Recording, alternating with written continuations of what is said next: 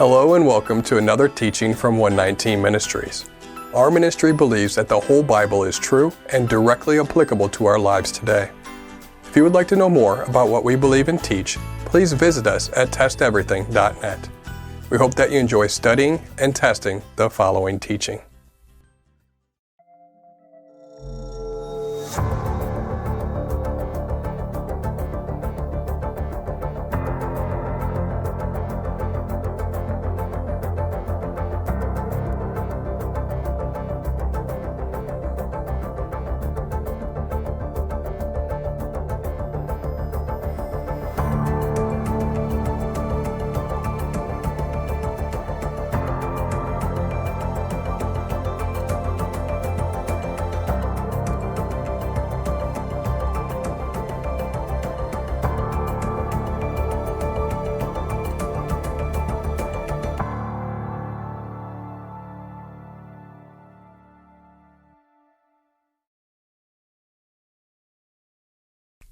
Sometimes understanding the intent of our Creator's commandments is not always intuitive and requires some careful consideration and thought.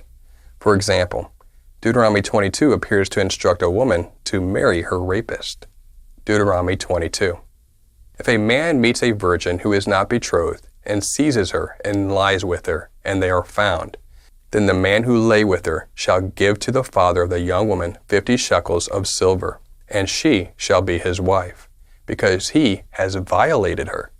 He may not divorce her all of his days. This verse should be compared to Exodus 22 verses 16 through 17.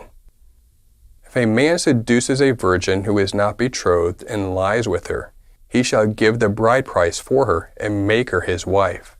If her father utterly refuses to give her to him, he shall pay money equal to the bride price for virgins. Deuteronomy 22, verses 28 through 29, is not talking about rape, but fornication between a man and a woman. Depending on which English translations you use, the text can be a bit misleading, especially the NIV. But when the rest of the context is considered, it is clear that this passage is about fornication, not rape. Deuteronomy states, if they are found out, meaning caught fornicating, the man has no choice but to pay the dowry to her father and marry her, just like what it says to do in Exodus. Consider verses 25 through 27 of the same chapter in Deuteronomy.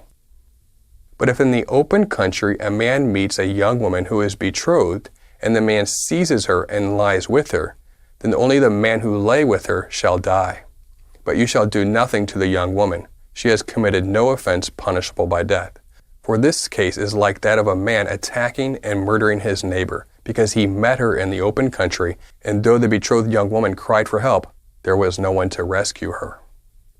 The implication here is that the betrothed woman is being forced to have sex without her consent, hence the fact that the text even mentions she cried for help. In verses 28 through 29, however, there is no mention of the woman crying for help, thus indicating that the women of verses 28 through 29 willfully chose to have sex. Moreover, both parties are held accountable in the case of fornication because it's consensual. In the case of rape, however, only the man is punished. When the Bible is referring to rape, the text uses a completely different word for forces her. Instead, Deuteronomy 22 verse 28 uses a word that is most commonly interpreted as takes. The Hebrew word tapas means to take hold of something, to grasp it in hand, and, by application, to capture or seize something. In Genesis 4:21, for example, it is used for handling the flute. That, coupled with the fact that the verse says, if they be found, implying both were guilty, this verse obviously refers to consensual sex. It's similar to what we nowadays call a shotgun wedding. They had to get married. We hope that this clears up the common confusion surrounding this verse, and we hope that this teaching has blessed you, and remember, continue to test everything. Shalom.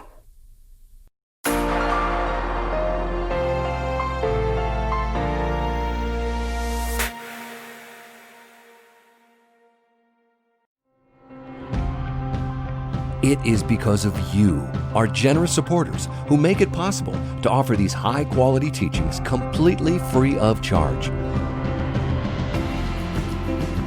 If you feel led to support 119 Ministries so that we can continue this effort, please visit testeverything.net and click on the Support 119 tab.